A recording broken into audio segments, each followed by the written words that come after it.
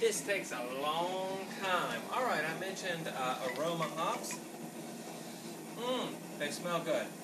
Aroma. Alright, No, these are the other 0.4 ounces of Columbus hops that I bought. And a lovely wife, can you set the timer for 5 minutes?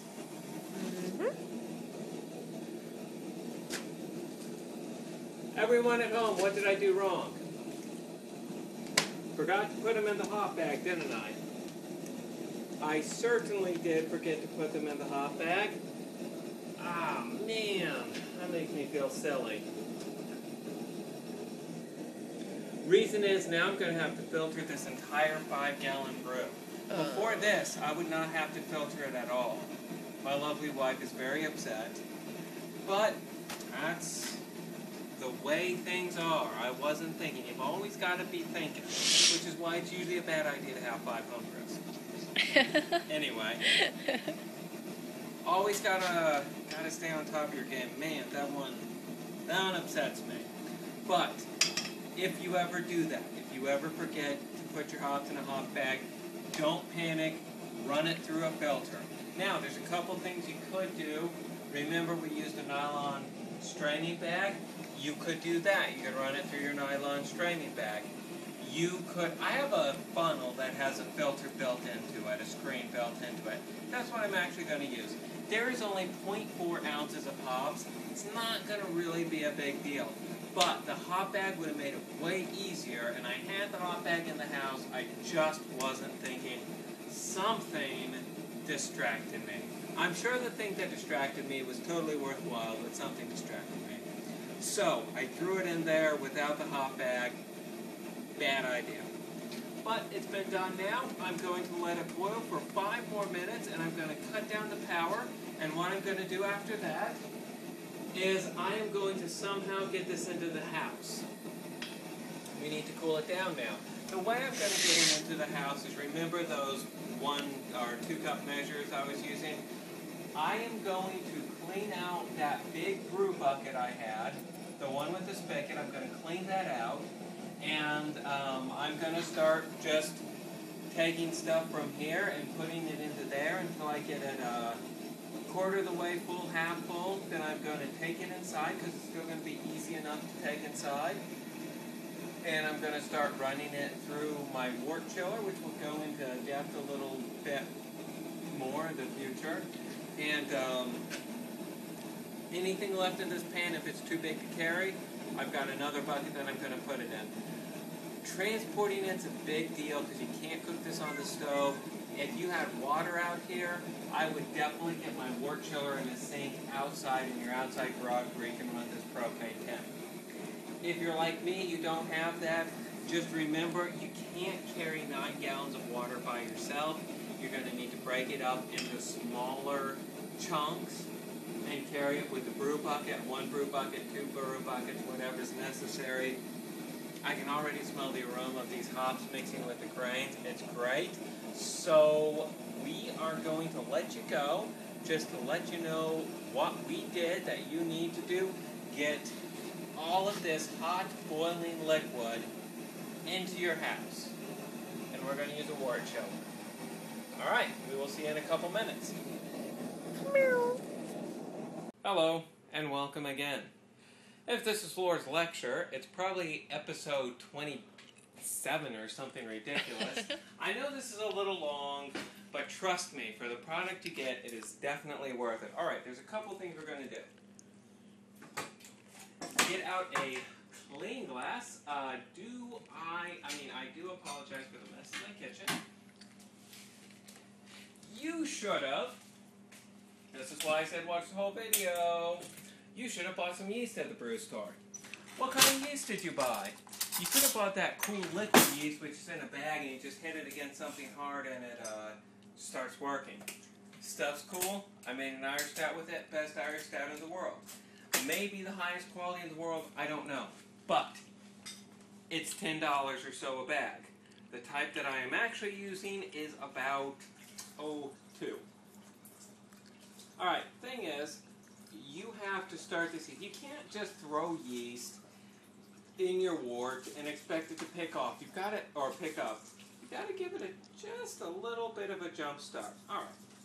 All I do is I take about a tablespoon of sugar and a glass of water, about 1 cup, maybe 2 cups. Stir that up. Put my yeast in it. Nottingham yeast. All right. It's a good all-purpose yeast. It says right here in the description, good all-purpose yeast. Okay. I am going to open this on up. I can. And pour it into my glass of, now this is warm, not hot, but warm water. I don't know what temperature it is, 70 or something, 70, 80. Anyway, you want it to be warm water. If it's too hot, it'll kill the yeast. If it's too cold, yeast won't come out of hibernation, because a dry yeast is always in hibernation. And the yeast won't come out of hibernation. All right, that's going. We want to let that go for about 15 minutes. While we let it go, we need a carboy. This is a carboy, honey. This holds 5 gallons. It's a 5-gallon carboy. That's all there is to it. It's a big glass thing that holds a bunch of liquid. I put a thermometer strip on my carboy. Very useful. All right. Put that down. Now, we have water. Now, I remember saying that this water was boiling. 212 degrees.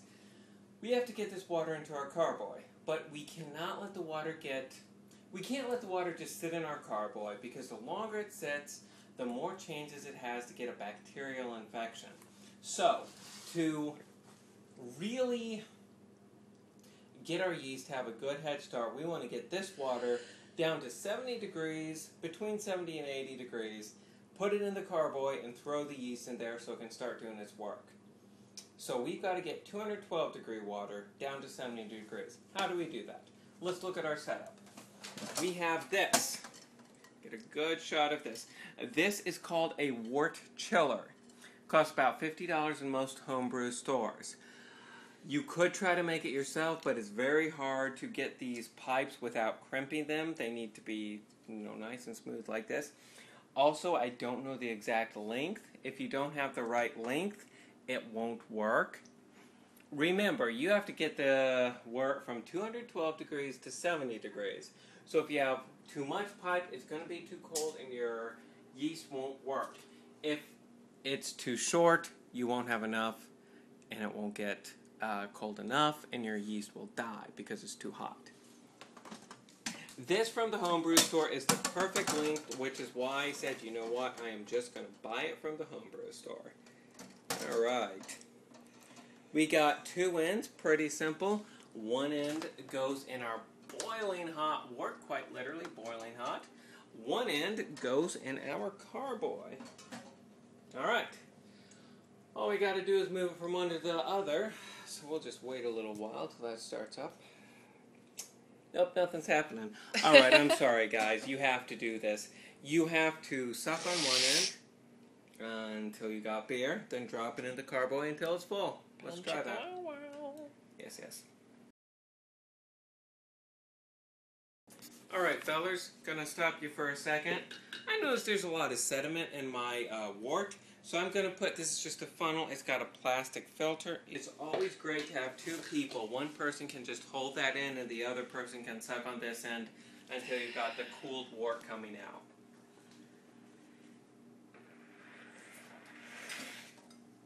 Now, when you're sanitizing this, you need to suck sanitizer water through it. Some of that always comes out when you're trying to suck out just the wort, so, you know, it's okay. It's not the end of the world.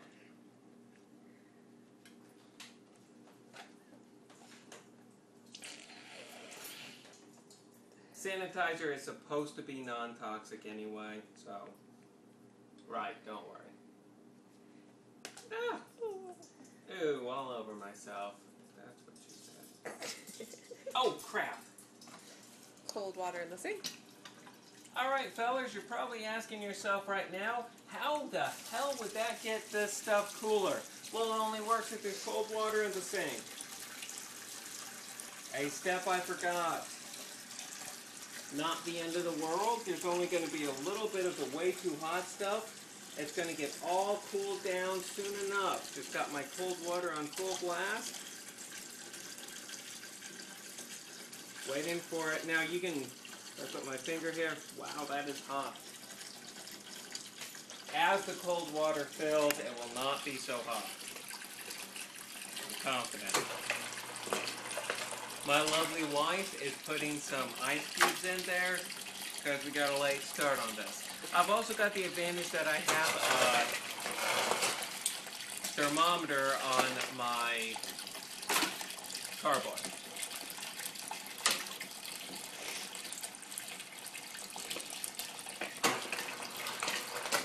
That's probably good, huh?